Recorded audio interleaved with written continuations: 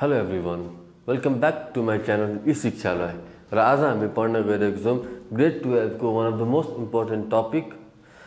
जुन चाहिँ LIFO FIFO method भन्छौं तर यसको डिफरेंट टाइप्स हुन्छ जस्तो एक्जाम्पलको लागि अहिले हामीले गर्ने क्वेशनको टाइप्स केबाट सोधेको छ त पिरियोडिक मेथडबाट सोधेको छ भने कुनै बेला परपेचुअल मेथडबाट पनि सोधिने गर्छ त्यसैले अब टाइमलाई वेस्ट नगरिकन हामी डाइरेक्टली मेथडमा जाउँ अब यो क्वेशनले फर्स्ट अफ अल हामीलाई के भनेको छ Inventories position of a company of last month are given below. Ashwin 1 ma opening inventory 200 units at the rate ₹5. Ashwin 5 ma purchase 500 units at the rate ₹6. Ra Ashwin 22 ma purchase 700 units at the rate ₹7. So total sales during this month of Ashwin is 1100 units. Required cost of goods sold and cost of ending inventory using LIFO method. So अब हामीले क्वेशनलाई कसरी गर्छौं त under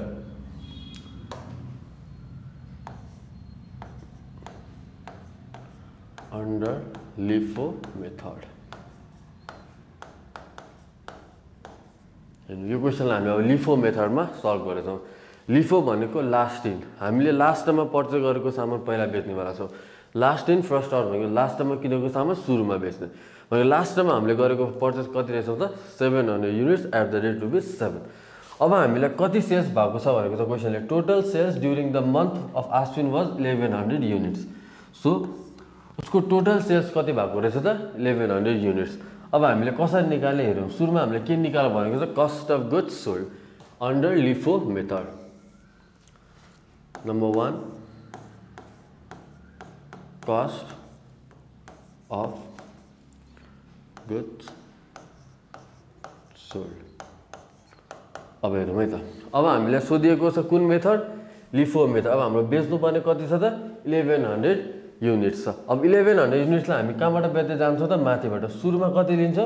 700 * 7 किनभने हामीलाई बेच्नु पर्ने कति छ त 1100 हेर्नु है त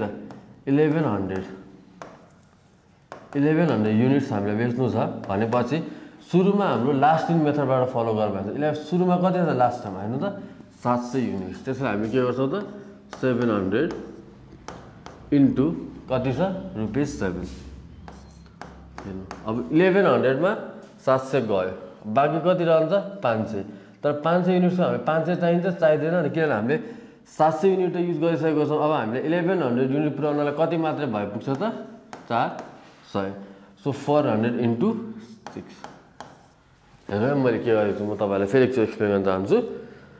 फर्स्ट अफ अल हामीले ध्यान दिनुपर्ने मेथड हो कुन मेथडबाट फलो गर भनेको छ त लिफो मेथडबाट अब लिफो मेथडबाट फलो गर भनिसकेपछि हामीले लास्ट टाइममा पर्चेज गरेको सामान सुरुमा बेच्नेवाला छौं यति फर्स्टमा वान कन्सेप्ट सेकेन्ड कन्सेप्ट हेर्नु पर्यो सेल्स कति दिएको छ त 1100 युनिट्स अब हामीले 1100 युनिट्स बनाउनु पर्यो कुन मेथडबाट लिफो अब सुरुमा हामीले पर्चेज गरेको कति छ त 700 युनिट हामीले टोटल बनाउनु पर्ने कति छ 1100 सो फर्स्ट अफ अल हामीले 700 * 7 लेख्छौं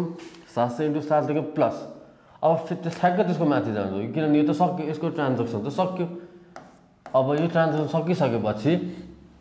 बाँकी रह्यो कति 500 युनिट अब 500 युनिटमा हामीले 1100 पुर्याउनलाई कति चाहियो त 400 चाहियो नि त पुरै 500 त युज गर्नु परेन किनभने हामीले त टोटल सेल्स जम्मा 1100 भनेको छ त्यसैले हामीले यो मेथड फलो गर्यौं 700 * 7 कति भयो त 4900 plus 2400 is equals to rupees कति हुने भयो त अब 4900 प्लस 24 इज 7300 एकदमै सिम्पल छ हैन केही कन्फ्युजन छ त छैन अब सेकेन्ड केसमा हामीले गर्दाखेरि सेकेन्ड केस के छ त क्वेशनले कस्ट अफ एन्डिङ इन्भेन्टरी अब बाँकी कति रह्यो त कस्ट अफ एन्डिङ इन्भेन्टरी अब कस्ट अफ एन्डिङ इन्भेन्टरी गर्दाखेरि चाहिँ हेर्नु है त कस्ट अफ एन्डिङ इन्भेन्टरी गर्दाखेरि त अब हाम्रो 500 मा कति मात्र बाँकी छ त अब यहाँ 100 त्यसैले 100 * 6 प्लस 200 * 5 बाँकी रहेको रिमेनिङ पोर्सन 200 * 5 म फेरि एकचोटि एक्सप्लेन गर्न चाहन्छु यो 700 युनिट त हामीले सकिसक्यौं बेचेर 500 युनिटमा हामीले कति बेचिसक्यौं त 400 युनिट बेचिसक्यौं भनेपछि रिमेनिङ कति बाँकी भयो त 500 युनिटमा 100 युनिट बाँकी भयो त्यही लेखेको 100 युनिट र यहाँ बाँकी रह्यो कति 200 युनिट किन यो युनिट त हामीले चलाएको छैन सो 200 × 5 इज इक्वल्स टु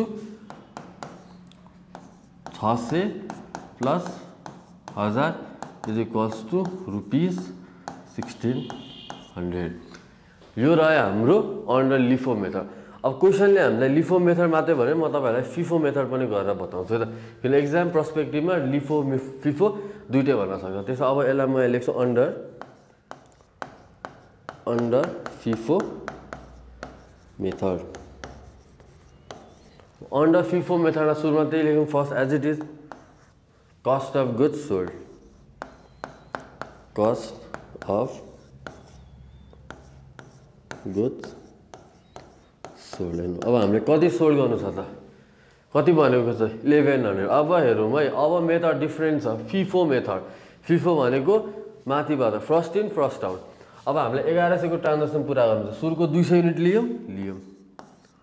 200 × 5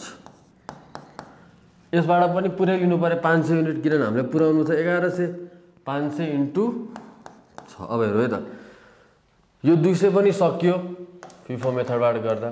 यो 500 पनि सक्यो 500 र 200 700 हामीलाई पुराउनु छ 1100 अब 1100 पुराउनको लागि कति चाहियो त 700 800 900 1000 1100 भने 400 अब यो 700 बाट हामीले कति लिने भयौं त 400 लिने भयौं 400 × 7 हैन त इट्स भेरी इजी सुरुमा के गर्यौं 200 लियौं किनभने 200 पुरै चाहियो 500 पनि लियौं 500 पुरै चाहियो तर हामीलाई 700 बाट पुरै चाहिएन किनभने हाम्रो टार्गेट 1100 मात्र हो 200 लिइसक्यौं 500 नै लिइसक्यौं अब 700 बाट हामीले कति मात्रै लिने भयौं त 400 लिनु पर्यो ताकि 200 + 500 700 700 + 400 1100 अब so now let's do calculation 200 × 5 1000 plus 500 × 6 3000 plus 400 × 7 7 4 28 2800 is equals to rupees कति हुनुभयो 3 1 4 5 6 6800 यो समस्या छ is there any problem no problem so अब फेरि के निकाल्छौं त cost of ending inventory number next मा कस्ट अफ एन्डिङ इन्भेन्ट्री भनेको रिमेनिङ यो 200 गइसक्यो 500 पनि गइसक्यो 700 मा कति गइसक्यो 400 गइसक्यो रिमेनिङ कति भयो obviously 300 × 7 गर्दा कति हुनुभयो त 2100 यो भयो फिफो मेथडबाट गरिएको सल्युसन यो भयो सरी लिफोबाट गरिएको र भयो फिफोबाट गरिएको solution so it's very easy एकदम इजी टपिक छ मार्क सजिलै दिएको छ योपालि यो क्वेशनबाट एनईबीले त्यसैले डु प्र्याक्टिस एकचोटि ध्यान दिएर हेर्नु होला you will definitely secure a full marks in this question so till then have a great time thank you